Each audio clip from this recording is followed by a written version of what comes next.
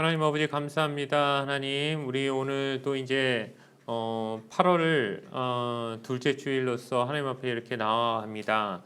하나님 코로나 상황이 빨리 진정되지 않음으로 인해서 우리가 이렇게 비대면 예배로 또 계속해서 예배를 드려야 되는 상황들이 주어짐에 아버지 우리가 우리 생각하는 대로 우리 예상대로 모든 일들이 되지 않는다는 것을 또 한번 깨닫게 됩니다. 하나님 우리의 사는 모든 삶들이 결국 하나님 손 위에 있고 내가 계획하는 대로 일이 되는 것이 아니라 하나님이 이끄시는 대로 우리가 갈 수밖에 없다는 사실을 기억하면서 오늘도 우리 삶의 주도권을 온전히 하나님 앞에 드리는 귀한 또 그 주도권을 포기하는 예배 시간 되게 하여 주시옵고 우리의 삶의 진정한 주인이 주님임을 내 마음속으로 진정으로 고백하며 입술의 고백만이 아니라 삶으로서 하나님 앞에 고백할 수 있는 귀한 결단들이 있는 귀한 시간이 되게 하여 주시옵소서. 오늘 드려질 예배와 또 우리에게 주어지는 말씀 가운데 하나님의 살아계심을 온전히 체험하는 귀한 시간 될 수 있게 주의 역사하여 주시옵고 감사드리며 예수님의 이름으로 간절히 기도드리옵나이다. 아멘. 할렐루야. 오늘 우리에게 주신 하나님의 말씀은 창세기 22장 1절부터 14절까지의 말씀입니다. 창세기 22장 1절에서 14절의 말씀, 제가 가진 성경은 구약성경 27페이지에 있는 창세기 22장 1절에서 14절까지의 말씀을 이 화면을 참조해 주시고 제가 읽어드리도록 하겠습니다. 그 일 후에 하나님이 아브라함을 시험하시려고 그를 부르시되 아브라함아 하시니 그가 이르되 내가 여기 있나이다. 야훼께서 이르시되 내 아들 내 사랑하는 독자 이삭을 데리고 모리아 땅으로 가서 내가 내게 일러준 한 산 거기서 그를 번제로 드리라. 아브라함이 아침에 일찍이 일어나 나귀의 안장을 지우고 두 종과 그의 아들 이삭을 데리고 번제에 쓸 나무를 쪼개어 가지고 떠나 하나님이 자신에게 일러주신 곳으로 가더니 제3일에 아브라함이 눈을 들어 그곳을 멀리 바라본지라. 이에 아브라함이 종들에게 이르되 너희는 나귀와 함께 여기서 기다리라. 내가 아이와 함께 저기 가서 예배하고 우리가 너희에게로 돌아오리라 하고 아브라함이 이에 번제나무를 가져다가 그의 아들 이삭에게 지우고 자기는 불과 칼을 손에 들고 두 사람이 동행하더니 이삭이 그 아버지 아브라함에게 말하여 이르되 내 아버지여 하니 그가 이르되 내 아들아 내가 여기 있노라. 이삭이 이르되 불과 나무는 있거니와 번제할 어린 양은 어디 있나이까. 아브라함이 이르되 내 아들아 번제할 어린 양은 하나님이 자기를 위하여 친히 준비하시리라 하고 두 사람이 함께 나아가서 하나님이 그에게 일러주신 곳에 이르니라. 이에 아브라함이 그곳에 제단을 쌓고 나무를 버려놓고 그의 아들 이삭을 결박하여 제단 나무 위에 놓고 손을 내밀어 칼을 잡고 그 아들을 잡으려 하니 야훼 사자가 하늘에서부터 그를 불러 이르시되 아브라함아 아브라함아 하시는지라. 아브라함이 이르되 내가 여기 있나이다 하매 사자가 이르시되 그 아이에게 내 손을 대지 말라. 그에게 아무 일도 하지 말라. 내가 내 아들 내 독자까지도 내게 아끼지 아니하였으니 내가 이제야 내가 하나님을 경외하는 줄 아노라. 아브라함이 눈을 들어 살펴본즉 한 순양이 뒤에 있는데 뿔이 숯불에 걸려 있는지라. 아브라함이 가서 그 순양을 가져다가 아들을 대신하여 번제로 드렸더라. 아브라함이 그 땅 이름을 야훼 이레라 하였으므로 오늘날까지 사람들이 이르기를 야훼의 산에서 준비되리라 하더라. 아멘. 오늘 주신 말씀을 가지고 시험대 위에 선 믿음이라는 제목으로 하나님의 말씀을 같이 나누도록 하겠습니다. 오늘 우리가 읽은 말씀은 성경에서 나오는 매우 유명한 이야기 중에 하나입니다. 아마 교회를 다니지 않는 사람들도 다윗이 골리앗을 물맷돌로 물리친 이야기나 또 오늘 나온 이 아브라함이 아들을 제물로 바치려 했던 이야기 같은 것들은 교회를 다니지 않는 분들이라 할지라도 잘 알고 있는 성경 이야기 중에 하나라고 할 수 있을 정도로 매우 우리에게 잘 알려진 유명한 이야기입니다. 이렇게 유명한 이야기일수록 성경이라는 것이 하나의 해석만으로 되는 것이 아니다 보니까 유명한 이야기일수록 많은 해석들이 나올 수 있습니다. 그래서 오늘 이야기에 대해서도 여러 가지 많은 해석들이 나올 수 있는데 성경은 그런 것들을 미리 염두에 두신 듯 오늘 말씀을 하시면서 1절에서부터 하나님이 분명히 이 이야기의 의도와 전제를 하나님이 가르쳐 주시고 있는 말씀이 하나 있습니다. 그것이 뭐냐면은 오늘 본문 1절에 나오는 그 일 후에 하나님이 아브라함을 시험하시려고 그를 부르시되라고 하면서 이 모든 이야기가 그 목적과 의도가 하나님의 뜻이 어디 있었냐면은 아이를 제물로 바쳐라, 이삭을 제물로 바치라고 하는 그 이삭의 제물됨이 하나님의 관심사항이 아니라 시험, 즉 아브라함의 믿음이 얼만큼 되나 내가 한번 테스트해 봐야 되겠다라고 하는 하나님이 아브라함의 그 믿음의 정도를 시험하고 싶으신 게 원래 의도였지, 이삭을 정말 제물로 드리고자 하는 것에 대해서는 하나님이 1도 관심이 없는 상황이었다라고 하는 것을 분명히 못 박아두시는 이야기를 1절에서부터 해주고 있다는 게 참 중요한 의미라고 할 수 있습니다. 그런데 여기서 우리가 좀 난해한 부분이 하나 생겨납니다. 무엇이냐면 바로 이 시험이라고 하는 단어 때문에 나타난 문제점입니다. 우리가 흔히 성경에서 시험이다 혹은 시험 든다라고 하는 말이 좋은 의미로 쓰여지지 않는다는 것 여러분 잘 아실 겁니다. 시험 들었네, 뭐 교회 안에서도 그렇죠. 누구 시험 들었어 라고 할 때 그 의미는 좋은 의미가 아닙니다. 시험이란 말은 굉장히 안 좋은 의미로서 성경에 많이 등장합니다.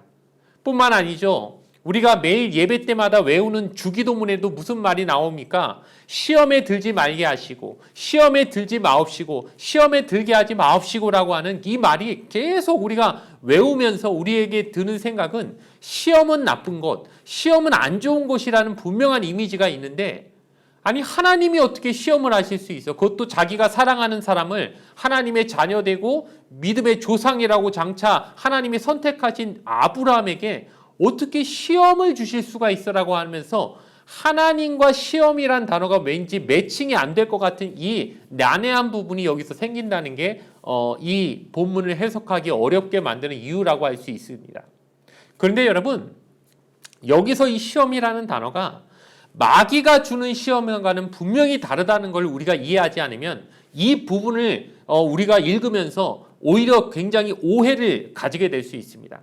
하나님도 시험을 주실 수 있지만 마귀도 시험을 준다는 거예요. 그리고 마귀가 주는 시험과 하나님이 주는 시험은 근본적으로 다르다는 걸 우리가 이해하지 않으면 이 부분에서 굉장히 오히려 실족할 수 있게 되는 위험성이 생길 수 있다고 생각합니다. 하나님이 주시는 시험은 무엇이냐? 영어로 하자면 그야말로 테스트입니다. 테스트. 테스트가 뭔지 모르시지 않을 것입니다. 우리가 학교에서 치는 시험입니다. 우리가 왜 시험을 치지 학교에서? 내가 공부한 걸 잘 이해하고 있는지 그걸 확인하기 위해서입니다. 물론 우리나라 시험들, 특히 수능 같은 경우는 일부러 뭐 변별력을 만들어야 된다 하면서 틀리기 위해서, 그러니까 학생들이 어떻게든 틀리라고 만점 방지용으로 틀리기를 원해서 내는 문제들도 있죠. 절대 못 풀 것 같은 문제들을 일부러 내는 경우가 있습니다. 하지만 원래 시험이란 거의 의도, 그 목적은 무엇이 있습니까? 내가 어느 과를 공부했으면 이 과를 내가 정말 공부했다고 인정받을 만한지 내 실력을 검증한 후에 테스트를 통과하면은 이제 그 과는 네가 뗐다, 이 과는 네가 이수했다라고 인정받기 위해서 치는 것이 테스트입니다. 반면에 마귀가 주는 시험은 어떤 것이냐? 전혀 다르죠. 유혹입니다. 영어로 말하면은 temptation입니다. 유혹은 어떤 것입니까? 시험을 치르는 상대방이 그 시험을 통과하지 못하기를 원합니다. 그렇기 때문에 어떻게든 우리가 예를 들어 마귀가 주는 시험을 통과했습니다. 예를 들어 그 시험을 이겨냈습니다. 그럼 마귀가 너 잘했다 하고 박수 쳐주고 뭐 복을 줄 것 같습니까? 절대 안 그렇습니다. 더 어려운, 우리가 더 걸려들기 쉬운 아주 난이도 더 높은 걸 갖고 와서 우리를 어떻게든 넘어뜨리려고만 하는 게 마귀의 목적이지, 우리가 상당한 믿음으로 이제 성장됐다고 그걸 좋아하고 복을 주고 그러지 않는다는 거예요. 즉 하나님이 주신 시험은요, 통과하면 하나님이 복을 주시지만 마귀의 시험은 복을 주려는 의도가 아니라 어떻게든 우리를 넘어뜨리고 우리를 망하게 하는 데 이끌려고 하는 게 목적이기 때문에 하나님의 시험과 마귀의 시험, 즉 시험과 유혹은 180도 다르다는 걸 우리가 이해해야 된다는 거예요. 그러니까 하나님이 오늘 본문에서 아브라함에게 주신 시험은요, 나쁘게 하시려고 주신 시험이 아니라 이걸 통과하면 아브라함 너의 믿음은 합격, 아브라함 너는 믿음의 조상 될 수 있어 라고 하는 일종의 하나님의 그 인정함이 내려오는 영적인 축복을 미리 주시고자 하는 의도에서 복을 주시기 위한 전 단계로서의 시험이라고 우리가 생각해야 된다는 거예요. 그런데 그럼에도 불구하고 100살에 얻은 아들을 제물로 바치라는 건 좀 너무 난이도가 높은 시험 아닙니까? 어떻게 그런 시험을 하나님 주십니까? 여기에 대해서도 우리가 꼭 생각해야 되는 게 무엇이냐면요. 하나님이 아무한테나 그런 시험 주시지 않는다는 겁니다. 그리고 어떤 사람이 매우 초신자일 때 그런 시험 주지도 않으신다는 거예요. 여러분, 아브라함은 창세기 12장에서 하나님을 처음 믿었지 않습니까? 하나님이 12장에서부터 이런 시험을 주셨다면 아브라함은 100% 실패했을 겁니다. 왜? 하나님 믿은 지 이제 1년밖에 안 된 초신자한테 그런 하나님이 어려운 문제 절대 안 주십니다. 그런 시험 안 주십니다. 이제 아브라함이 하나님과의 관계가 오래되고 하나님과의 그 대화를 통해서 수많은 약속을 받고 놀라운 체험을 많이 하고 나서 또 100살이나 되는 불가능한 상황에서도 하나님이 아들을 주시는 기적도 체험하고 나서 아브라함의 이제 신앙의 수준이 매우 높아졌다고 하나님이 인정하시기에 그래, 이 정도 시험은 아브라함이 이제는 통과할 만하겠다 하고 그의 수준에 맞게 맞춤형으로 주신 시험이기 때문에 하나님이 아브라함에게 이 정도 시험을 주신 것이지 저나 여러분에게 이 정도 수준의 시험은 아마 안 주실 거예요. 즉 하나님은 반드시 시험 받는 사람의 수준에 맞게 주신다는 그 말씀을 우리가 어디서 찾아볼 수 있습니까? 유명한 말씀이죠. 고린도전서 10장 13절 말씀. 하나님은 감당할 시험만을 주신다라는 그 말씀 안에서 우리는 분명히 그 답을 알고 있다는 거예요. 그렇기 때문에 아브라함이 주신 그 시험 통과하는 걸 보면서 나라면 저런 시험 통과 못할 것 같아라고 우리가 걱정하고 염려할 필요가 없습니다. 하나님은 저나 여러분의 신앙의 수준을 정확히 알고 계시기 때문에 우리에게는 우리에 맞는 수준의 시험을 주실 것입니다. 그렇기 때문에 아브라함이 오늘 시험을 통과한 것처럼 우리 각자에게 하나님이 수준에 맞게 주시는 그 시험들을 우리도 통과할 수 있다는 사실을 우리가 믿으면서 자신감을 가지고 그러나 하나님이 주신 시험에 다 같이 통과할 수 있는 그런 저와 여러분이 될 수 있기를 주님의 이름으로 소원합니다. 첫 번째로 살펴볼 것은 사흘길입니다. 하나님이 아브라함에게 나타나셔서 아브라함에게 독자 이삭을 바치라고 하신 다음에 그 자리에서 즉 자기가 살고 있는 그 위치에서 드리라고 한 게 아니라 하나님이 지정하신 곳 모리아 산이라고 하는 곳에 가서 그 아들을 바치라고 하신 데는 중요한 이유가 있습니다. 왜냐하면은 성경에 오늘 보니까는요 아브라함이 그 모리아 땅까지 가는 길이 사흘 길이었다고 나옵니다. 사흘 만에 도착했다. 즉 가는데 2박 3일이나 되는 시간이 필요했다는 것입니다. 여러분 이것은 굉장히 어렵습니다. 왜냐하면은 만약에 하나님이 아브라함에게 야, 너 아브라함 너 네 아들을 너 살고 있는 그 지역의 그 동네 뒷산에 가서 하나님 앞에 드려라 이랬으면요 아브라함 입장에서는 한결 쉬웠을 겁니다. 왜냐하면 눈 한번 질끈 감고 그냥 마음 한번 독하게 먹고 순식간에 그냥 1시간 만에 일 끝내버리면은요 그냥 할 수 있는 일이기 때문입니다. 그런데 하나님 일부러 그렇게 빨리 일을 처리하고 빨리 그 시험을 그냥 끝내버리는 게 아니라 일부러 시험을 주시되 그 시험의 시간을 길게 잡아가지고 아브라함이 정말 하나님 앞에 이 시험을 통과하기까지 하나님 앞에서 자신의 믿음을 온전히 제대로 평가받을 수 있는 검증의 시간을 일부러 길게 잡아놓으셨다는 거예요. 즉 그냥 감정적으로 한번 마음 먹고 그냥 어떤 그 순간적인 감정과 어떤 즉흥적인 기분으로 따라서 하나님 앞에 헌신해버리는 그런 헌신보다는 하나님이 그것을 하나님 앞에 고백하고 맹세하고 그것을 하나님 앞에 실천하기까지의 시간을 검증의 시간을 일부러 많이 두심을 통하여서 이 하나님 앞에 바쳐지는 이 순종과 헌신이 그냥 순간적인 감정에서 나오는 그냥 즉흥적인 감정에 치우친 고백이나 어떤 그 순종이 아니기를 하나님은 원하셨다는 것이죠. 예전에 여러분 수련회 같은 데 가면요, 특히나 연합수련회 이런 데 가면요, 마지막 날 부흥회 집회하시는 강사님들이요, 그런 거 많이 물어봤던 것 같아요. 저 때는 그랬던 것 같습니다. 마지막 설교 끝난 다음에 우리한테 물어봅니다. 여기 있는 이 자리에 있는 사람들 중에 혹시 주의 종이 되기를 원하는 사람 한번 손 들어 보십시오. 혹은 뭐 일어나 보십시오. 이런 식으로 이렇게 혹은 뭐 선교사로 나가고 싶은 사람 한번 손 들어 보라고 이런 식으로 결단하는 그 마지막 그 물음을, 마지막 촉구를 마지막 집회 때 많이 했던 것 같습니다. 그러면 제 생각에는요, 그때 집회에 왔던 사람 중에 꽤 많은 숫자가요, 손을 들고 일어나서 자신의 인생을 하나님 앞에 바치겠습니다, 드리겠습니다라고 결단하고 막 이렇게 고백했던 것들을 저는 많이 기억이 납니다. 네, 모르겠습니다. 뭐 그 사람들이 지금 현재 어디서 뭘 하고 있는지 모르겠지만요, 모든 사람들이 다 그렇게 뭐 목회자가 되거나 혹은 선교사가 되진 않았을 것 같아요. 왜냐하면은 그때 그 순간에 막 하나님 앞에서 말씀을 듣고 은혜를 받고 막 찬양을 부르면서 주님 내가 여기 있사오니 나를 보내소서 이렇게 막 찬양 드릴 때는요, 마음이 뜨거워지기 때문에 순간적으로는 그런 고백도 할 수 있고, 내가 그렇게 헌신하겠습니다, 내 삶을 드리겠습니다라고 하나님 앞에 막 서원할 수 있는 그런 감정 상태가 될 수도 있습니다. 그런 감정이 나쁘다는 게 아닙니다. 그런 감정이 뭐 순수하다고 저는 믿습니다. 하지만 하나님은 그런 감정에만 치우친 신앙보다는 오랫동안 꾸준하게 그 마음을 유지할 수 있는지, 그 신앙이 정말 하나님 앞에 변하지 않는 그 기간에 숙려 기간이 있는지를 하나님은 검증하기를 원하신다는 겁니다.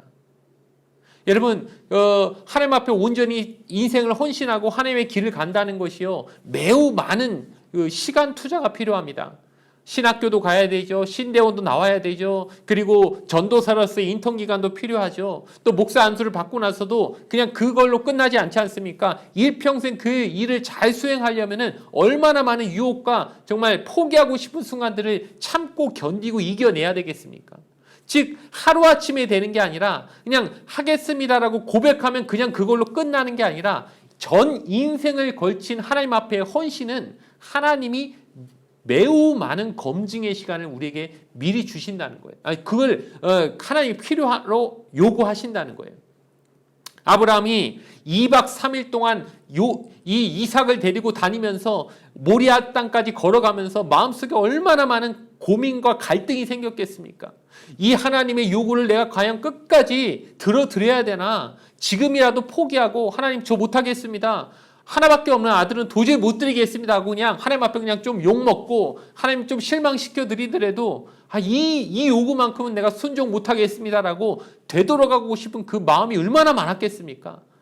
2박 3일을 그 마음과 싸워가면서 아브라함이 그 길을 걸어갔다는 건요, 그 마음의 고백이, 그 마음의 순종의 결단이 그냥 순간적인 감정에서부터 일어난 즉흥적인 결단이 아니었다는 걸 우리에게 보여줍니다. 하나님은 감정에만 치우친 신앙을 좋아하지 않으십니다. 왜냐하면 그런 신앙은 매우 위험하기 때문입니다. 그저 감정에만 치우친 신앙은요, 오히려 마귀가 더 좋아할 수도 있습니다.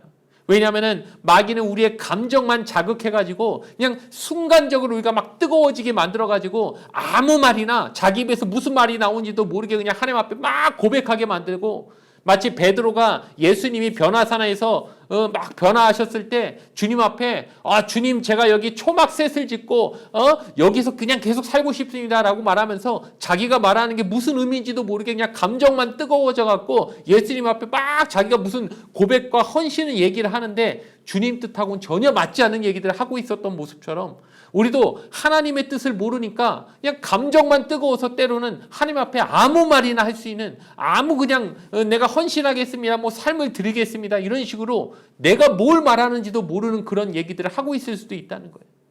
오히려 그런 것들은요, 일평생 걸어가야 되는, 묵묵히 참아야 되는 그런 꾸준한 신앙을 가지지 못하게 만듭니다. 그냥 좀 은혜 받으면 기분 좋았다가 또 이제 조금 실패하면 그냥 확 그 신앙적으로 다운돼 버리는 그런 신앙은요, 오히려 마귀가 우리를 장난질하기 더 좋은 거예요. 그렇기 때문에 여러분 분명히 아시기 바랍니다. 하나님이 정말 좋아하시는 신앙은 즉흥적인 신앙이 아닙니다. 하나님은요 절대 우리의 감정만을 자극하지 않으십니다. 옛날 그 약장수들이 그런 짓을 잘했죠. 막 사람들 순간적으로 그냥 감정만 자극해가지고 빨리 뭘 팔아먹으려고, 약 팔아먹으려고 그냥 사람들 재밌게 해주고 웃겨주고 또 때로는 뭐 이렇게 좀 감동 주고 그런 다음에 거기서 자기의 목적은 무엇입니까? 빨리 뭘 팔아먹으려고 하는 것이 약장수들 심리라면요. 하나님은 그게 아니에요. 오히려 반대입니다. 그냥 저 사람이 너무 빨리 하나님 하겠습니다. 너 저 할 수 있습니다. 그거 제가 하겠습니다. 이런 식으로 감정에만 치우쳐서 그런 말을 하는 게 아닌지 하나님은요 오히려 일부러 시간을 길게 해가지고 계속 검증을 하시는 거예요. 너 진짜야? 시험 한번 주신 다음에 너 이래도 순종할 거야? 더 어려운 것도 주신 다음에 너 이래도 포기 안 할 거야? 오히려 하나님은 하겠다는데 자꾸 그냥 오히려 딴지를 거시고 일부러 뭐 자꾸 어려움을 주시기도 하는 거예요. 왜냐? 이 사람이 진짜 끝까지 갈 건지 하나님 알고 싶으신 거예요. 그냥 순간적인 마음에 좀 뜨거워졌다고 감정적으로 주님 하겠습니다.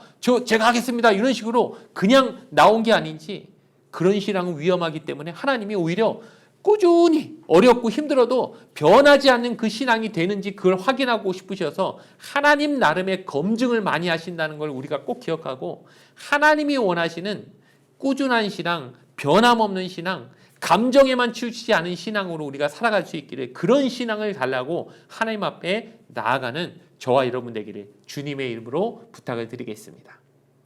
두 번째로 살펴볼 것은요. 아브라함의 믿음입니다. 드디어 아브라함이 이삭을 데리고요. 또 다른 종들까지 함께해서 일행이 모리아 땅에 도착을 했습니다. 그런데 모리아 땅에 도착했을 때 아브라함이 그 종들에게 이렇게 말합니다. 너희는 여기 있어라. 내가 우리 아들 이 이삭하고 함께 둘만 갔다 오겠다. 이렇게 하면서 뭐라고 얘기하냐면요. 본문 5절의 말씀 한번 보겠습니다. 이에 아브라함이 종들에게 이르되 너희는 나귀와 함께 여기서 기다리라. 내가 아이와 함께 저기 가서 예배하고 우리가 너희에게 돌아오리라. 이렇게 말합니다. 자, 돌아올 때 나만 돌아올게라고 했습니까? 우리가 돌아오겠다고 했습니까? 우리죠. 복수입니다. 아브라함이 지금 저기 가서 이삭을 죽이고 제물로 바친 다음에 돌아올 때는 자기 혼자 돌아온다는 게 말을 해야 지금 맞는 거 아니에요? 그런데 아브라함이 뭐라고 말합니까? 우리가 돌아온다는 거예요. 그러니까 이삭도 같이 데리고 올 거라는 거예요. 지금 하나님 말씀대로 하자면 저희 가서 제물로 바쳐야 되는데 죽여야 되는데 어떻게 살아있는 이삭을 다시 데려온다는 얘기입니까? 이거 말이 안 되잖아요. 그러니까 혹자는 그렇게 생각하기도 합니다. 아브라함이 그러면은 야, 나 지금 이삭하고 갔다 나만 올게 이러면 종들이 이상하게 생각할 거 아닙니까? 그럼 이삭은 어떻게 하시겠다는 거예요? 그럼 뭐 죽이겠다는 거예요? 뭐 지금 이상한 생각이 들 수 있으니까 그냥 아브라함이 그런 말을 하기 싫으니까 그냥 갔다가 우리 둘 다 올게라고 그냥 종들을 그렇게 딴 말이 안 나오게끔 그냥 종들에게 둘러댄다고 그렇게 말한 거 아니냐라고 얘기하기도 하지만요. 성경은 그렇게 말하지 않습니다. 뭐라고 말하냐면요. 히브리서 11장 19절에 보니까 아브라함은 하나님을 능히 이삭을 죽은 자 가운데서 다시 살리실 줄로 믿고 바쳤다. 이렇게 히브리서 11장 19절은 말합니다. 즉 아브라함은 어떻게 생각했냐면요. 이삭을 자기가 죽이면요. 하나님이 그 이삭을 다시 살려주실 거야. 그 하나님을 믿었다는 거예요. 즉 하나님을 어떤 하나님으로 믿었다는 얘기입니까? 생명의 하나님, 생명을 주실 수 있는 하나님으로 믿었다는 거예요. 왜 그렇습니까? 우리 전장의 얘기를 잘 알지요. 아브라함이 100세일 때, 사라가 90세일 때 하나님이 이삭을 주셨잖아요. 왜 나이를 말합니까?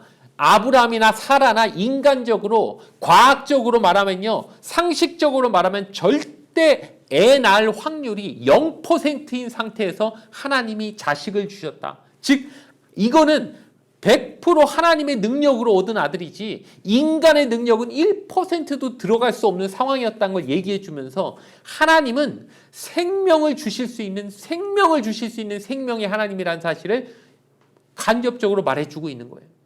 그렇다면 아브라함은 지금 무슨 신앙을 가졌느냐? 부활 신앙을 가졌습니다. 죽은 자도 살리실 수 있다.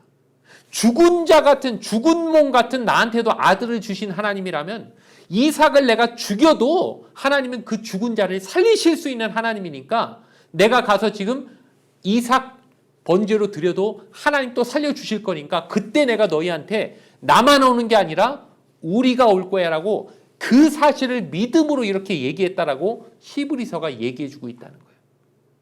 즉 아브라함의 신앙이 어떤 신앙이었는지, 아브라함의 믿음이 어떤 믿음이었는지 우리에게 보여주는 거예요. 여러분, 아브라함은요 쇼를 하지 않았습니다. 무슨 얘기냐면요, 그냥 애초부터 내가 이삭을 딱 칼로 잡으려고 할 때 하나님이 내 팔을 딱 붙잡으시면서 하지 말라고 하실 거야 라고 그런 생각을 그렇게 생각한 게 아니었다는 거예요.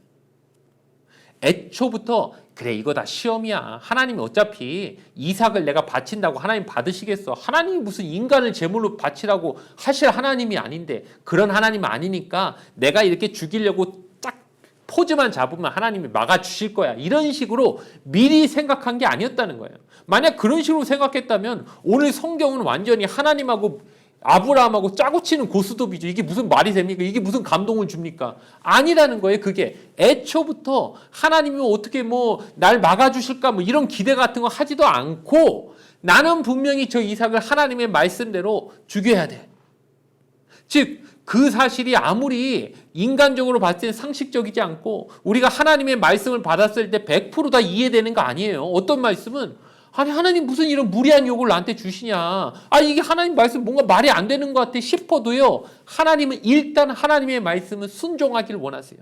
아브라함이 이삭을 하나님이 말리기 전까지는요 진짜 죽이려고 하는 게 순종이에요. 하지만 결국 막으시긴 하죠. 그러나 그 전까지 아브라함은요 진짜 죽이려고 한 거예요. 왜? 하나님의 말씀이니까. 그냥 그거는 순종해야지. 내가 이해가 되든 안 되든, 납득이 되든 안 되든, 상식에 맞든 안 맞든 하나님이 나한테 명령하신 거니까 아브라함은 진짜 이삭을 죽이려고 한 거예요. 죽이면 어떻게 해요? 100세에 돼서 주신 유일한 아들인데 얘를 죽이면은 후손의 약속이 어떻게 이루어진단 말입니까? 거기에 대해서 아브라함은 내가 죽여도 하나님 살려주실 거 아니야. 하나님은 죽은 자도 살릴 수 있는 분 아니야. 생명이 하나님이잖아. 내가 죽이면 하나님이 살려주시겠지. 그런 하나님까지 믿고 순종하려고 나아갔다는 거예요. 그렇게 아브라함이 100% 하나님 믿고 하니까요, 하나님이 어떻게 하십니까? 아브라함이 진짜 칼을 번쩍 들 때 아브라함아 아브라함 하면서 2번이나 부르시잖아요. 성경에서 2번 부른다는 건요 그만큼 급박한 상황을 말해주는 겁니다. 아브라함이 쇼하는 게 아니고 진짜 그냥 죽이려고 칼만 드는 척하는 게 아니라 진짜 내리쳐서 죽이려고 하는 그 마음 본심까지 하나님 다 알고 계셨기 때문에 그 마음까지 아시는 하나님께서 아브라함 장난으로 저러는 게 아니라 진짜 이대로 놔두면 진짜 아들 죽이려고 하는 거 알고 있으니까 하나님이 그 손을 급하게 막으시면서 하지 말라고 이렇게 막으신 거죠. 즉 아브라함은 진심으로 하나님 앞에 순종했다는 것입니다. 그랬더니 하나님이 어떻게 하십니까? 딱 순종하려는 아브라함의 눈을 딱 밝혀서 저쪽을 바라봐라 하니까는 웬 양 한 마리가 그 뿔이, 양뿔 아시죠? 이렇게 동글동글한 거, 이렇게 그 양뿔이 이렇게 동글동글하죠? 그게 동글하다 보니까 이게 숯불 같은 데 걸려버린 것 같아요. 그러니까 오도 가도 못하는 양 한 마리를 보여주시면서 저 양을 네 아들 대신해서 번제로 드려라. 내가 미리 준비해놨다. 그래서 하나님이 미리 예비하셨다는 그 말이 그 성경에 지금 나오죠. 뭐라고 합니까? 우리 흔히 여호와 이레, 야훼 이레라고 하는 그 말의 뜻이 무엇입니까? 하나님은 준비하신다. 미리 준비하신다. 이삭 대신에 미리 제물로 드릴 그 양을 하나님이 준비해 놓으셨다. 이 놀라운 기적을 하나님이 보여주시는 거예요. 근데 하나님이 그 기적을요, 하나님 아까 고린도전서 10장 13절 말씀이 뭐라고 돼 있습니까? 하나님은 감당할 만한 시험을 주시고 미리 피할 길을 내신다라고 하는 말씀을 주시거든요. 피할 길 주시는 거예요. 하나님 미리 다 예비해 놓으셨어요. 하지만 우리에게 피할 길 먼저 보여주시진 않아요. 왜? 피할 길부터 보여주시면 우리가 진심으로 순종하겠습니까? 그러니까 순종하려는 마음 보시고 난 다음에는 피할 길을 보여주시는 거예요. 이삭을 정말 죽이려고 하는 걸 하나님 마음을 보시고 난 다음에 진심이구나. 그래서 딱 막으신 다음에 이삭 대신에 저 양 대신 제물로 잡으라고 하나님의 기적을 고순종하는 자에게 보여주신다는 거예요. 여러분, 이 놀라운 순종을 통해서 비로소 아브라함은 무엇이 됩니까? 우리가 흔히 얘기하는 믿음의 조상이 됩니다. 이런 시험을 통과한 아브라함이라면 당연히 믿음의 조상이라고 칭함받을 만하지 않습니까? 그런데 여러분, 아브라함이 처음부터 이렇게 믿음 좋았습니까? 우리 이제까지 쭉 살펴보면서 아브라함이 얼마나 많은 실수했는지 우리 다 봤잖아요. 아내를 2번이나 누이라고 속였잖아요. 그냥 목숨이 두려워서 그냥 다른 이방 민족들한테 가가지고 자기 아내를 그냥 누이라고 속여가지고 목숨 한번 살아보려고 그렇게 비굴한 모습도 보여주고요. 찌질한 모습도 보여주고요. 그리고 막 이렇게 어떻습니까? 막 순간순간 하나님 앞에 이 아들 빨리 안 주신다고 막 원망 불평도 하고 자기 수단을 써서 이스마엘을 낳기도 하고 또 어떨 때는 하나님이 내년에 너한테 아들이 있을 거야라고 하니까 믿지 못해가지고 막 속을 웃기도 하고 이랬던 아브라함이지 않습니까? 아브라함의 신앙이 처음부터 그냥 믿음의 조상이라고 할 만한 게 아니었어요. 근데 어떻게 그가 이런 놀라운 100세 때 주신 아들을 하나님 앞에 드릴 수 있을 정도의 신앙까지 올라올 수 있었을까요? 한 번에 된 게 아니라 그 수많은 하나님이 아브라함에 나타나시고 그를 만져주시고 그에게 기적을 보여주시고 때로는 인내와 시련으로서 그의 믿음을 단련시켜 나갔을 때 그의 믿음이 결국에는 믿음의 조상이라고 불릴 수 있을 만한 수준까지 점점점 하나님의 그 단련하심에 따라서 그의 신앙이 올라왔다는 사실을 우리가 기억하면서 여러분 지금 우리의 신앙은 비록 여러분이 보기에 제가 보기에도 나약해 보일지 모릅니다. 하지만 여러분 언제까지나 나는 안 될 거라고 생각하지 마세요. 여러분이나 저나 하나님이 시험을 통해서 단련하심으로 점점 더 수준 높은 신앙으로 계속해서 발전해 나가게 하실 것입니다. 그렇기 때문에 아브라함을 통해서 우리는 그 믿음의 희망을 볼 수 있는 것입니다. 저와 여러분이 바로 이런 믿음의 조상처럼 우리도 당당히 하나님 앞에 그 믿음으로 그 시험을 통과할 수 있을 때까지 점점 더 하나님을 더 붙잡고 의지하며 믿음으로 성장되어 나가는 역사가 있게 되기를 주님의 이름으로 부탁을 드리겠습니다.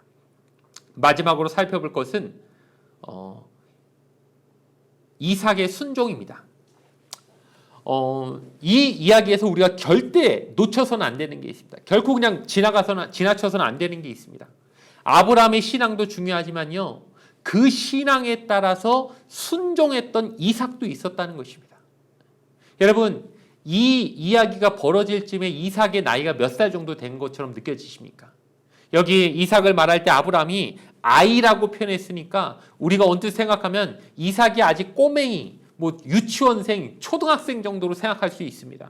하지만 원문을 살펴보면요. 이삭을 말할 때 그 아이라고 말했던 그 말의 원어를 살펴보면 히브리어로 나르라고 돼 있어갖고 이거는 그냥 초등학생 정도의 나이를 말하는 게 아니라 10대 후반의 청소년을 지칭하는 표현입니다. 즉 덩치도 클 만큼 컸고 힘도 이제 제일 팔팔한 그런 나이의 아이라는 거예요. 아니 근데 왜 아이라고 말합니까? 아무리 덩치 커도 여러분 부모 입장에서는 항상 아이죠. 고등학교 선생님이 예를 들어 학부모하고 얘기할 때 학부모가 자기 아이 그 자녀 보고 우리 아이가요 이래요 이렇게 말하지 덩치 크다고 아이라고 말하지 않지 않습니까? 부모 입장에서 표현할 때는 아이라고 말할 수 있는 거죠. 그러나 그렇다고 진짜 아주 조그만 아이 막 유치원 정도 다니는 그런 아이를 말하는 게 아니라 이미 덩치는 클 만큼 크고 힘이 셀 만큼 세고 특히나 머리도 어느 정도 다 이해할 거 다 아고 다 그냥 생각할 거 어른만치 다 모든 상황을 다 파악할 수 있을 정도의 나이가 됐다는 걸 우리가 살펴봐야 된다는 거예요. 어디서 그걸 알 수 있습니까? 7절에 보니까요. 오늘 본문 7절입니다. 이삭이 그 아버지 아브라함에게 말하여 이르되 내 아버지여 하니 그가 이르되 내 아들아 내가 여기 있노라. 이삭이 이르되 불과 나무는 있거니와 번지할 어린 양은 어디 있나이까? 이렇게 물어보잖아요. 자, 여기서 알 수 있는 게 뭐냐면은 이삭이 지금 어린아이 꼬맹이가 아니라 대충 상황만 살펴봐도 지금 뭐가 이상하다는 걸 다 파악할 만한 이제 머리가 제법 굵고 다 생각할 만큼 어른만치 생각할 수 있는 나이라는 걸 알려주는 거예요. 자, 이삭이 지금 궁금한 게 뭐냐면요. 평소에도 아버지 따라서 여러 번 제사를 드려봤기 때문에 제사에 뭐가 필요한지 다 알아요. 과정이나 모든 순서나 필요한 준비물이 뭔지 다 안단 말이에요. 제사가 되려면 최소한 3가지가 있어야죠. 뭡니까? 불이 있어야죠, 일단. 그리고 두 번째, 그 불을 붙일 나무 땔감이 있어야죠. 제일 중요한 게 뭡니까? 그 불 위에 뭘 얹어야 되잖아요. 그 하나님 앞에 제물을 드리려면 그 제사를 드리려면 제물이 마지막에 있어야 되잖아요. 근데 지금 불은 누가 갖고 있냐면은 아브라함이 지금 불을 들고 가고 있어요. 나무는 누가 지고 가고 있습니까? 아브라함이 이제 나이가 할아버지니까 힘 좋은 이제 이삭이 그 나무 제단을 지금 들고 가는 거예요. 그러니까 이삭이 힘들게 막 낑낑거리면서 그것도 산을 올라가는데 나무찜 지고 얼마나 힘듭니까? 근데 그 상황에서도 이삭이 궁금한 게 뭐냐면은 아버지, 불은 아버지가 갖고 있고 나무는 내가 지고 가고 있는데 이상한 게 재물이 없잖아요. 재물을 어디다 놓는 거예요? 뭐 예를 들어 여러분 고깃집에 가는데요. 주인이 숯불을 가져다 주고 위에 불판까지 얹어놨는데 고기는 안 준다고 생각해 봅시오. 우리가 대본에 그러지 않습니까? 고기는 언제 갖고 오냐고. 똑같은 상황이죠. 이삭이 봤을 때 불도 있고 불판도 있는데 고기는 어디 있어요? 이렇게 물어보는 거랑 똑같은 얘기잖아요. 근데 아브라함 입장에서는 그 얘기를 해줘야 되는데 어떻게 말합니까? 재물은 사실 너야. 이렇게 말할 수 있습니까? 자기 아들한테, 사랑하는 아들한테? 그럼 어떻게 그 말을 합니까? 그러니까 아브라함이 그냥 빙빙 돌려서 추상적으로 대답하죠. 뭐라고 말합니까? 8절에 보니까 아브라함이 이르되 내 아들아 번제할 어린 양은 하나님이 자기를 위하여 친히 준비하시리라 이렇게 말하는데 여러분 이게 어떤 의미인지 아시겠죠? 하나님이 알아서 하실 거야. 막연한 대답하는 거예요. 왜? 직접적으로 이삭한테 내가 널 죽일 거야. 그리고 널 제물로 바칠 거야. 이 말 못하니까 그냥 아버지 입장에서는 차마 할 말이 없으니까 그냥 하나님이 알아서 하실 거다라고 하면서 가는 거예요. 근데 여러분 여기서 놀라운 게 뭐죠? 이삭은 지금 이제 머리가 팽팽 잘 돌아가는 나이입니다. 아버지의 말이요 조금이라도 말되지 않고 논리적이지 않고 조금 자기가 들었을 때 납득이 안 가면요 얼마든지 따질 수 있는 나이입니다. 여러분 10대 때 청소년기에 부모님하고 갈등 없으셨습니까? 부모님이 무슨 말 하면은 말도 안 돼. 뭐 언제적 얘기야. 구시대적인 사고야. 이렇게 말하면서 뭔가 부모님의 생각과 마찰이 일어났던 경험이 많지 않으십니까? 한참 이제 중학생, 고등학생 정도 되면요. 머리가 다 좋아지고 그 공부한 게 많기 때문에요. 이제 슬슬 부모의 생각이 내 생각과 다르면요. 순종하기 싫어지는 나이입니다. 이삭이 이제 충분히 나이가 많습니다. 생각 다 합니다. 사리 파악 다 합니다. 근데 아버지가 자기가 한 질문에 대해서 자기가 들었을 때 납득이 안 되는 질문을 하면요. 얼마든지 자기가요. 태클 걸 수 있어요. 왜냐하면 자기가 지금 힘들게 나무를 지고 가는데 아버지가 지금 재물 어디 있냐니까 재물은 하나님이 알아서 하실 거야. 이런 식으로 대답하면요. 평소에 아버지 말을 존중하지 않는 아들 같으면요. 그냥 대번에 그 나무 확 땅에 떨어뜨리면서 힘들게 올라가는데 지금 무슨 소리냐고 재물 준비 안 된 거면은 가봤자 소용없으니까 나 이제 안 올라갈 거라고 막 반항하고 그냥 아버지 혼자 가라고 이렇게 하면서 얼마든지 산을 내려올 수 있는 나이예요. 근데 이삭이 그러지 않잖아요. 어떻게 합니까? 아버지가 그렇게 말하니까 그래 아버지가 하시는 말이면은 하나님하고 아버지의 관계를 아니까 하나님에 대한 아버지의 그 순종의 마음, 하나님에 대한 신실한 그 아버지의 평소의 삶을 아니까요. 존중하면서 따라가는 거예요. 그 무거운 나무짐을 지고 천천히 그 산을 올라가는 거예요. 근데 여러분 이 장면이 어디를 상징합니까? 자기가 지금 그 나무 위에 누가 올라가야 됩니까? 자기가 제물 돼야 되잖아요. 자기가 제물로 올라갈 나무를 지고 산 위를 올라가는 그 모습이요. 어떤 사건하고 오버랩이 됩니까? 예수님이 십자가를 지고 자기가 달려야 될 그 나무 십자가를 지고 골고다 언덕길을 올라가는 그 모습을 신약의 그 사건을요. 이 구약의 사건에서 묘하게 우리에게 그림을 보여주는 거예요. 이삭을 통해 누굴 그려주십니까? 예수님의 순종을 보여주시는 거예요. 예수님도 하나님의 뜻에 묵묵히 순종하셨습니다. 자기 뜻보다 아버지의 뜻을 인정하고 존중하면서 그 힘든 죽음의 길을 걸어가신 것처럼 이삭도 그렇게 순종했다는 걸 우리에게 보여주고 있는 거예요. 두 번째로 이삭은 어떻게 합니까? 아브라함이 이제 산 위에 올라가서 나무를 펼치자마자 이삭을 딱 붙잡아갖고 끈으로 묶습니다. 결박을 합니다. 근데 아까도 얘기했듯이 이삭이 지금 나이가요. 그냥 힘없는 나이가 아니라 어떻게 보면 육체적으로 제일 팔팔한 나이입니다. 반면에 아브라함 나이는 몇 살입니까? 이삭 나이에 100살 더하면 돼요.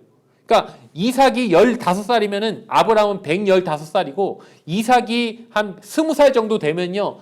아브라함 나이는 120살이에요. 할아버지죠, 뭐. 그냥 청소년이 그런 100살 넘은 할아버지 밀쳐내려면 왜 못 밀쳐내겠습니까? 막 묶으려고 하면요. 그냥 막 그 반항하려는 뜻만 있으면요. 얼마든지 오히려 제압할 수 있는 나이죠. 근데 성경에 보니까 이삭이 어떻게 합니까? 가만히 있어요. 반항하지 않아요. 자기를 죽이려고 하는데 전혀 저항하지 않는 이 모습. 이것이 마치 뭐와 같습니까? 성경에 나오는 도살장에 끌려가는 어린 양 같으셨던 주님의 순종을 우리에게 보여주시는 거예요. 아버지의 뜻이라면 내가 얼마든지 안 따를 수도 있지만 아버지의 뜻이기에 내가 묵묵히 아무 말도 하지 않고 아무런 저항도 하지 않고 순종했던 그 주님의 순종이 이 사건에서 우리에게 보여주고 있다는 거예요. 저는 오늘 이 말씀을 읽으면서요, 자꾸 신약의 그 십자가 사건이 생각나면서요, 하나님의 마음이 느껴지더라고요. 예수님이 십자가 지실 때 하나님 마음 어땠을까?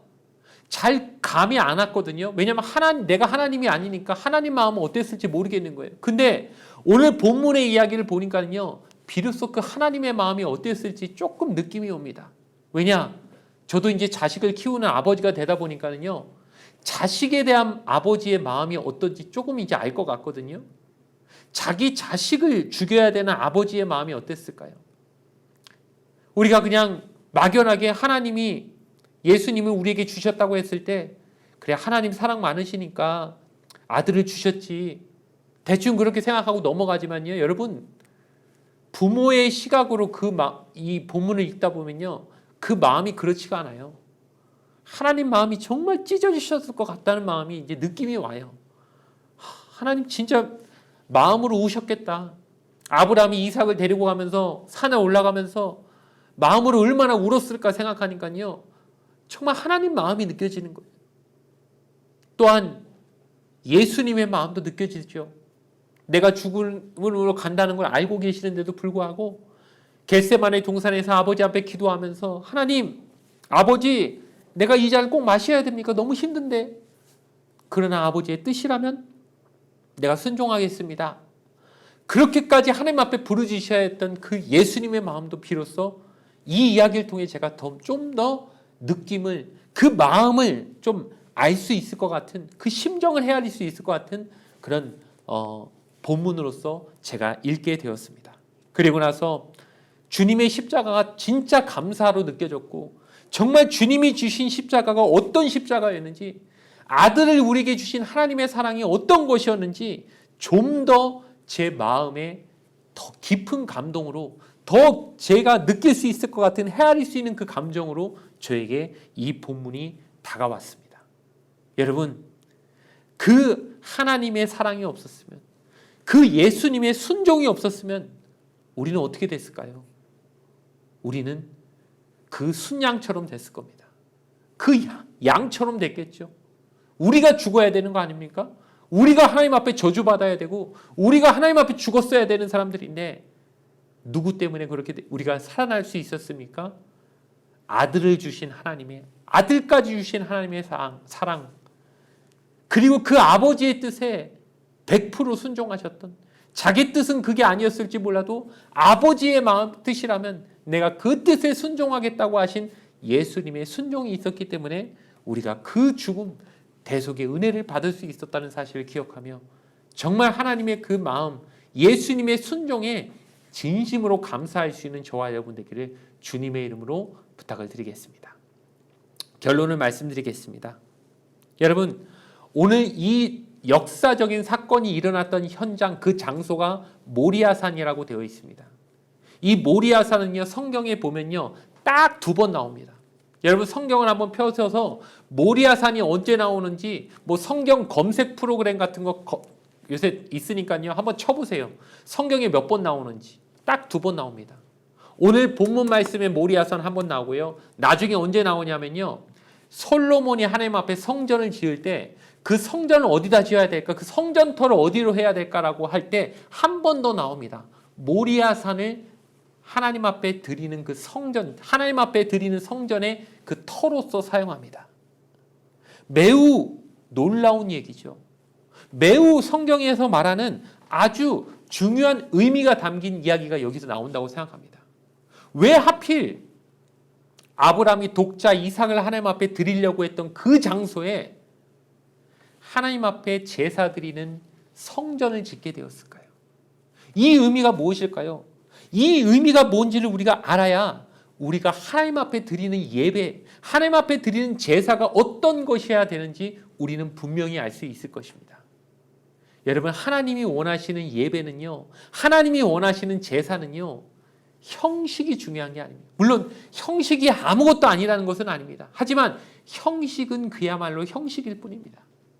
하나님이 이삭을 제물로 받고 싶으셔서 그 제사를 하나님 앞에 드리라고 했습니까? 하나님은 인간을 제물로 받기 싫어하십니다. 그 당시에 이방 민족들이나 하나님을 믿지 않는 이방 민족들이나 하는 짓이 인간을 제물로 드리는 인신 제사였습니다. 하나님은 모세를 통해 절대 하나님 앞에 인신 제사 드리지 말라고 엄히 명하셨습니다. 그게 안 되더라도 우리는 알 수 있죠. 얼마든지 우리가 창세기를 통해 배운 게 무엇입니까? 하나님은 인간을 뭘로 만드셨어요? 하나님의 형상으로 존귀하게 만드셨잖아요. 하나님이 이 땅을 다스리는 통치자로 인간을 세우셨잖아요. 하나님이 제일 소중히 여기는 존재를요, 하나님이 제물로 왜 받으시겠어요? 하나님의 창조 이념하고 완전히 달라지는 건데, 하나님의 창조 이론하고 완전히 배치되는 그런 제물을 하나님이 절대 받고 싶은 마음이 없으셨을 거예요. 아니 근데 왜 그럼 이삭을 제물로 드리라고 그런 명령을 왜 하셨어요? 하나님 뭘 보고 싶으셨다고 했습니까? 아브라함의 믿음을 보고 싶으셨잖아요. 아브라함의 순종을 보고 싶으셨잖아요. 이삭을 드리려고 하는 아브라함의 마음을 보고 싶으셨다고요. 하나님이 원하시는 제사는 그렇기 때문에요. 여러분, 제물이 중요한 게 아니에요. 이삭을 제물로 받고 싶은 마음은 하나도 없으셨어요. 뭐만 보고 싶으셨어요? 이 아브라함이 순종하는지 안 하는지. 하나님이 아브라함의 마음이 진심인 걸 보시고 아브라함이 진짜 칼로 들어서 아들까지 하나님 앞에 바치기를 아까워하지 않는 그 순종의 마음이 있는 걸 보시고 나서요, 하나님이 딱 막아버리시는 이유가 무엇입니까? 제물 받고 싶은 마음이 아니었어요. 제물은 하나님 앞에 그렇게 중요한 게 아니었어요. 뭐가 하나님의 마음을 감동시켰어요? 아브라함의 순종. 아브라함의 순종을 보시니까 하나님이 저 순종만 보고만 있어도 내가 배가 부르구나. 제물 필요 없다, 아브라함아. 너의 순종만으로 나는 배가 부르다. 너의 순종이 나를 감동시켰다. 내가 너한테 바라는 제사는 그 순종이었어. 네가 그 순종으로 나한테 다가오기 때문에 나는 그 제물 받지 않겠다 하고 하나님이 아브라함을 말리시고 멈추시게 하신 거죠. 여러분, 우리가 지금 하나님 앞에 드리고 있는 이 예배, 하나님 앞에 드리는 그 제사는요, 형식보다 훨씬 중요한 순종을 요구한다는 사실을 우리가 잊지 말아야 될 줄로 믿습니다. 우리 삶을 하나님 앞에 드려야 됩니다. 내 마음을 하나님 앞에 드려야 됩니다. 내 중심을 하나님 앞에 드려야 됩니다. 하나님 그래야 그 예배를 받으십니다. 하나님이 보고 싶으신 건 내 마음이지, 내가 하나님 앞에 드리는 형식은요, 그냥 형식일 뿐입니다. 형식은 조금 틀릴 수도 있습니다. 형식은 조금 달라질 수도 있습니다. 그러나 우리가 절대 바뀌어서는 안 되는 게 무엇입니까? 내 중심입니다. 순종입니다.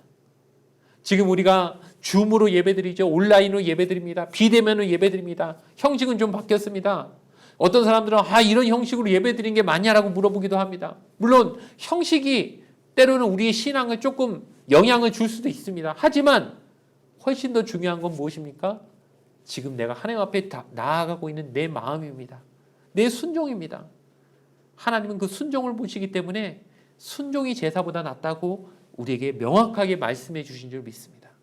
여러분, 아브라함이 하나님 앞에 보여드렸던, 하나님을 기쁘시게 해드렸던, 하나님의 마음을 흡족하게 만들고 제물 받지 않아도 이미 배부르다고 하나님에게 기쁨을 드렸던 그 순종이 저와 여러분의 삶 속에서 재현되길 바랍니다. 그럴 때 하나님은요, 우리에게 말씀하실 겁니다. 내가 너한테 준 시험을 너는 통과했구나. 축하한다. 잘했다. 너에게 합당한, 이 시험을 통과한 너에게 합당한 복을 내가 너한테 주겠다 라고 하시는 하나님의 그 기쁜 말씀을 모두 다 듣게 되는 우리 귀한 여호수아 청년의 한 명 한 명의 삶들이 되기를 주님의 이름으로 축원을 드리겠습니다. 기도드리겠습니다. 좋으신 아버지 하나님, 감사합니다. 하나님, 오늘 아브라함이 이삭을 하나님 앞에 제물로 드리려고 했던 사건을 우리가 살펴보았습니다. 성경에 나오는 매우 유명한 사건이고 우리가 한 번쯤 다 들어본 사건이었습니다. 하지만 너무 막연하게만 알고 있던 이 사건이 얼마나 하나님 앞에 중요한 부분이었고 어떻게 이 어려운 시험을 아브라함은 통과할 수 있었는지를 우리가 살펴보았습니다. 하나님, 우리도 하나님 앞에 하나님이 주시는 시험을 지금 현재 받고 있는 줄 믿습니다. 하나님이 주시는 이 테스트를 무사히 통과할 수 있는 순종을 우리에게 허락하여 주시옵소서. 하나님, 하나님이 주시는 시험은 우리를 망하게 만들려고 주시는 시험이 아니라는 걸 우리가 알고 있습니다. 이 시험을 통과하면 하나님은 기쁨과 평안과 위로와 축복을 우리에게 주실 것입니다. 우리에게 더 놀라운 하나님의 것들을 풍성히 내려주실 것입니다. 하나님, 이 사실을 우리가 기억하며 현재 지금 어려운 가운데 있는, 현재 지금 연단과 시련 가운데 있는 지체들이 있다면 하나님이 그 사람에게 주신 그 시험을 무사히 통과할 수 있도록 주여 저들에게 성령의 능력을 더하여 주시고 붙잡아 주시옵소서. 하나님은 우리에게 맞춤식으로 시험을 주십니다. 감당할 시험만을 주십니다. 내가 이런 어려운 시험을 지금 겪고 있다면 하나님이 내 신앙을 그 정도로 인정해 주고 계시는구나 생각하며 그 어려움들을 이겨나갈 수 있는 각자가 되게 하여 주시어서 이 어려운 가운데서 낙오되고 넘어지는 것이 아니라 하나님의 시험 때문에 한 단계 더 업그레이드되는 삶으로 나아갈 수 있는 귀한 삶들이 되도록 주여 인도하여 주시옵소서. 감사드리며 거룩하신 예수님의 이름으로 간절히 기도드렸사옵나이다. 아멘. 하늘에 계신 우리 아버지여, 이름이 거룩히 여김을 받으시오며 나라가 임하시오며 뜻이 하늘에서 이루어지듯이 땅에서도 이루어지이다. 오늘 우리에게 일용할 양식을 주시옵고 우리가 우리에게 죄 지은 자를 사하여 준 것 같이 우리 죄를 사하여 주시옵고 우리를 시험에 들게 하지 마시옵고 다만 악에서 구하시옵소서.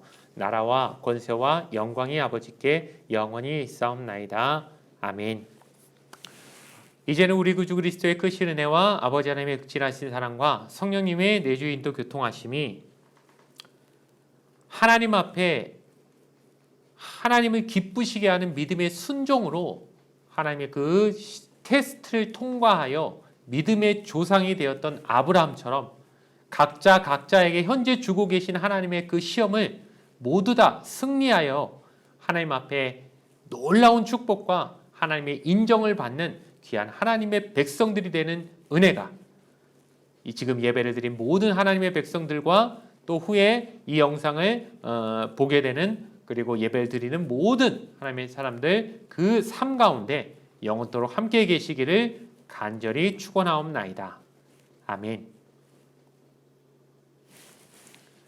이것으로 오늘 청년 예배를 모두 마치도록 하겠습니다.